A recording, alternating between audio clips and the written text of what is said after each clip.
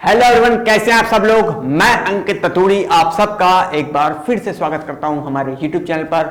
और आज हम लोग सीखने वाले हैं क्लासिफिकेशन ऑफ मैटर, यानी हम मैटर की क्लासिफिकेशन के बारे में जानने वाले हैं। देखिए, मैटर की क्लासिफिकेशन के ऊपर हम ऑलरेडी बहुत सारे लेक्चर्स इस चैनल पर ले चुके हैं, बहुत लेक्चर ले चुके हैं, ठीक है। तो आज हम क्या करने वाले हैं, जस्ट एक ओवरव्यू लेंगे, है ना। एक ऊपर से ओवरव्यू हम लेंगे कि मैटर को किस तरह से क्लासिफाई किया गया है, ओवरऑल क्या किस तरह से क्लासिफाई किया गया है ना।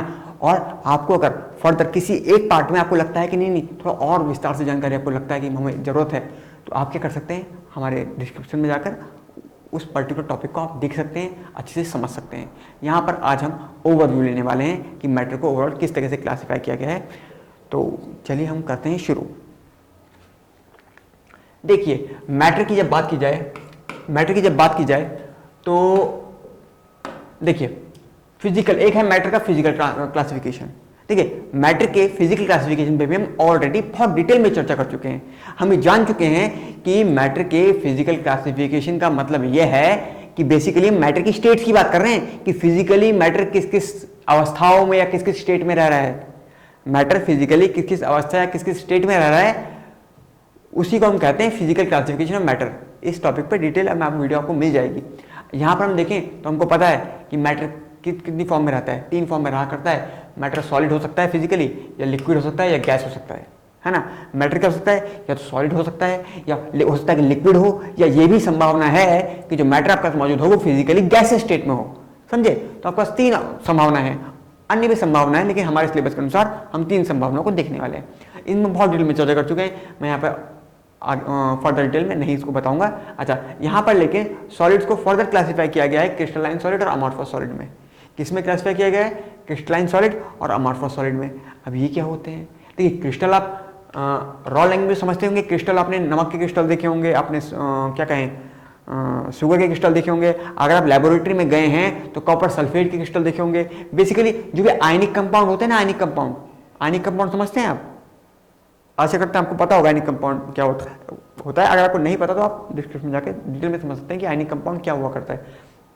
तो बेसिकली जो भी आयनिक कंपाउंड होंगे ना, वो क्रिस्टलाइन हुआ करते हैं। आयनिक कंपाउंड जो हुआ करते हैं बेसिकली वो क्रिस्टलाइन हुआ करते हैं, या मैं कहूँ में रेगुलर।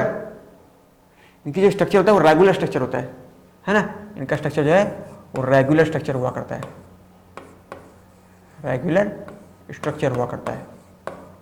अच्छा, तो फिर अमॉर्फस में क्या है, अमॉर्फस में रेगुलर स्ट्रक्चर नहीं होता। उदाहरण देख लीजिए, आप मिट्टी को देख लीजिए, है ना, या आप चॉक पाउडर को देख लीजिए, या चॉक को देख लीजिए आप, है ना। चॉक भी क्रिस्टलाइन नहीं होती, कोई रेगुलर स्ट्रक्चर नहीं होता, है ना। तो ये हमने थोड़ा ओवरव्यू लिया फिजिकल क्लासिफिकेशन का। तो आइए केमिकल क्लासिफिकेशन पर ऊपर बात करते हैं। अच्छा, केमिकल क्लासिफिकेशन पर भी हमने बहुत डिटेल में चर्चा की है। क्या किया हमने, बहुत डिटेल में चर्चा की है, ठीक है। अब देखें, अब केमिकल क्लासिफिकेशन की जब बात आती है मैटर के केमिकल क्लासिफिकेशन की, तो ये हम पहला सवाल ये पूछते हैं कि क्या वो प्योर है या नहीं है। क्या वो सब्सटेंस प्योर है या नहीं है। अगर वो सब्सटेंस प्योर है, अगर वो मैटर प्योर है, क्षमा कीजिएगा, अगर वो मैटर प्योर है तो हम उसे प्योर सब्सटेंस कहा करते हैं। देखिए, हम उसे सब्सटेंस कहा करते हैं, और सब्सटेंस पर हम ऑलरेडी डिटेल में बात कर चुके हैं, है ना। हालांकि पर फिर भी थोड़ा सा बताऊं कि जब भी सब्सटेंस की बात की जाएगी तो प्योर शब्द उसके साथ अपना भी जुड़ा होगा। अगर ना भी लिखा है प्योर तो भी आप समझेंगे कि क्या सब्सटेंस की बात कर रहे हैं, तो प्योर तो निश्चित रूप से होने वाला है, निश्चित रूप से प्योर तो होने ही वाला है, ठीक है। आगे बात करें तो प्योर सब्सटेंस को अच्छा, या तो प्योर सब्सटेंस होगा, और अगर वो प्योर सब्सटेंस नहीं है, इसका मतलब वो 2 या 2 से ज्यादा प्योर सब्सटेंस से मिलकर बना है। समझा इस बात को, वो 2 या 2 से ज्यादा प्योर सब्सटेंस से मिलकर बना है, तो उसे मिक्सचर कहा करते हैं। मिक्सचर क्या होता है, 2 या 2 से ज्यादा प्योर सब्सटेंस से मिलकर बना हो तो उसे मिक्सचर कहा करते हैं, उस तरह के मैटर को। समझे इस बात को आप। अच्छा, अगर वो मिक्सचर है, अगला प्रश्न, अगर वो मिक्सचर है तो फिर फर्दर 2 बातें हो सकती हैं, या तो वो होमोजाइगस मिक्सचर होगा या फिर हेटेरोजाइगस मिक्सचर होगा। होमोजाइगस मिक्सचर क्या हुआ, हेटेरोजाइगस मिक्सचर क्या हुआ, बहुत डिटेल पे बात हो चुकी है ना। होमोजाइगस मिक्सचर मतलब इवनली डिस्ट्रीब्यूटेड।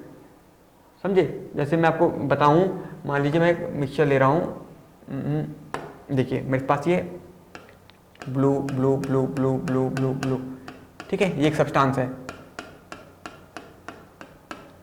ठीक है। और मेरे पास एक दूसरा सब्सटेंस है ये, देखिए इसको मैं होमोजाइगस मिक्सचर बनाने की कोशिश कर रहा हूँ। तो होमोजाइगस मिक्सचर मतलब इवनली डिस्ट्रीब्यूटेड है, मतलब ऐसा नहीं कि किसी भी एक पोर्शन में मुझे ब्लू वाला पार्टिकल ज़्यादा मिलने वाला है या ये येलो वाला ज़्यादा मिलने वाला है, दोनों हर पोर्शन में इवनली डिस्ट्रीब्यूटेड होगा। ये दोनों को दोनों आपस में इवनली डिस्ट्रीब्यूटेड है, बिल्कुल अच्छे से मिक्स हो चुके हैं, समझे। और हेटेरोजाइगस का मतलब क्या हुआ, नॉन इवन डिस्ट्रीब्यूशन। हेटेरोजाइगस का मतलब क्या हुआ, नॉन इवन डिस्ट्रीब्यूशन, मतलब कि मतलब आप देख सकते हैं, जैसे मान लीजिए ब्लू पार्टिकल आपने डाले, है ना, और आपने इसको ये आपका येलो पार्टिकल्स के साथ मिक्स करा, तो देखिए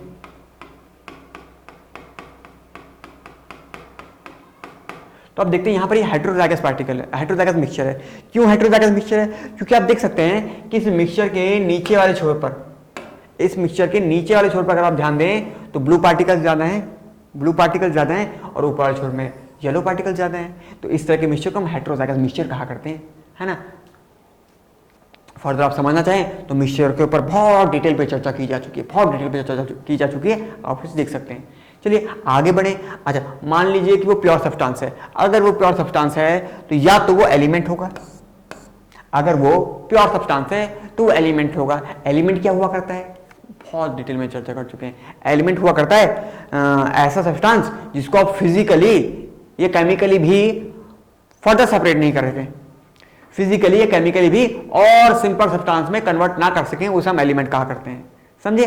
और कंपाउंड क्या हुआ करता है, अच्छा कंपाउंड वो हुआ करता है जो बहुत सारे एलिमेंट से मिलकर बना हो, दो या दो से ज्यादा एलिमेंट से मिलकर बना हो, और सिर्फ उनसे मिलकर बना ना हो, उनके एक फिक्स बाय मास रेशियो से बना हो, उनके एक फिक्स बाय मास रेशियो से बना हो, उसको हम केमिकल कंपाउंड कहा करते हैं, समझे इस बात को आप।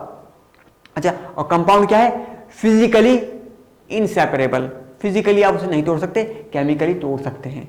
कंपाउंड को केमिकली ब्रेक किया जा सकता है उसके कंपोनेंट्स में। अगर हम किसी कंपाउंड को केमिकली ब्रेक करें तो हमें एलिमेंट प्राप्त होंगे, लेकिन हम फिजिकली कंपाउंड को नहीं बांट सकते, और फॉर द सिंपल सब्सटेंस में हम फिजिकली नहीं बांट सकते हैं कंपाउंड को, लेकिन हम केमिकली कंपाउंड को बांट सकते हैं। लेकिन अगर एलिमेंट की बात की जाए तो ना हम फिजिकली इसको बांट सकते हैं, ना ही हम इसे केमिकली बांट सकते हैं, समझा इस बात को, ठीक है। अच्छा, अगर बात करें कंपाउंड है, अगर मान लीजिए हमारे पास कंपाउंड है तो फिर दो बातें आती हैं। अच्छा, या तो वो ऑर्गेनिक कंपाउंड होगा, या तो क्या हुआ, वो ऑर्गेनिक कंपाउंड होगा, और या तो फिर क्या होगा, या फिर वो इनऑर्गेनिक कंपाउंड होगा। अब क्या हुआ करते हैं ये ऑर्गेनिक और इनऑर्गेनिक कंपाउंड, देखिए शायद आपको जानकारी हो या ना हो तो मैं बता रहा हूं। ऑर्गेनिक कंपाउंड्स वो बेसिकली जो हाइड्रोकार्बन्स के डेरिवेटिव हुआ करते हैं। ऑर्गेनिक कंपाउंड क्या हुआ करते हैं, हाइड्रोकार्बन्स, यानी हाइड्रोजन और ऑर्गेनिक और हाइड्रोजन और कार्बन के कंपाउंड, हाइड्रोजन और कार्बन के कंपाउंड, या फिर उनसे प्राप्त होने वाले अन्य कंपाउंड, हाइड्रोजन या कार्बन के कंपाउंड या फिर उससे प्राप्त होने वाले अन्य कंपाउंड को हम ऑर्गेनिक कंपाउंड कहा करते हैं। अच्छा, इनऑर्गेनिक कंपाउंड क्या होते हैं, इनके अलावा सब कुछ जो कार्बन और हाइड्रोजन के कंपाउंड नहीं है, उनके डेरिवेटिव नहीं है, उनसे प्राप्त नहीं होने वाले हैं, उन कंपाउंड को हम इनऑर्गेनिक कंपाउंड कहा करते हैं, है ना, समझा इस बात को। अच्छा, अब एलिमेंट की बात करें, अगर एलिमेंट हमें प्राप्त हो रहा है, अगर प्रकृति में हमें एलिमेंट प्राप्त हो रहा है, प्योर एलिमेंट प्राप्त हो रहा है, तो या तो मेटल हुआ करेगा, या तो मेटल हुआ करेगा, या फिर नॉन मेटल हुआ करेगा। देखिए, या तो वो मेटल हुआ करेगा या फिर वो क्या हुआ करेगा, नॉन मेटल हुआ करेगा।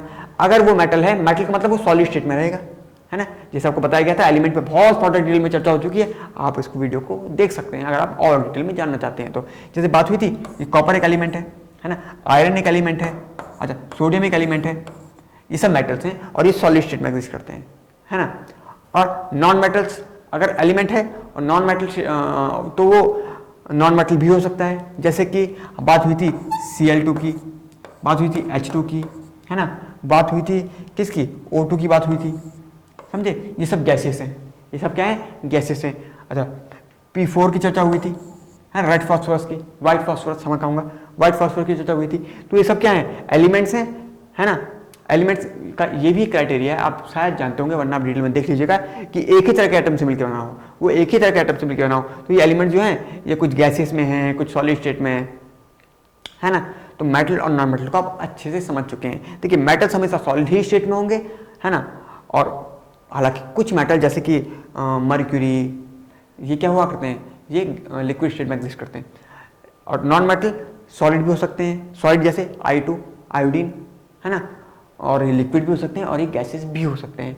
तो देखिए ये हमारा है ओवरऑल क्लासिफिकेशन ऑफ मैटर। आशा करते हैं आपके लिए यूजफुल रहा होगा। अगर आपको किसी भी पार्ट में फर्दर और डिटेल चाहिए तो आप हमारे इस चैनल पे अन्य लेक्चर्स को रेफरेंस ले सकते हैं, उनसे आप सीख सकते हैं। हमसे जुड़ने के लिए धन्यवाद। मिलते हैं किसी अगली वीडियो में किसी अगले टॉपिक के साथ।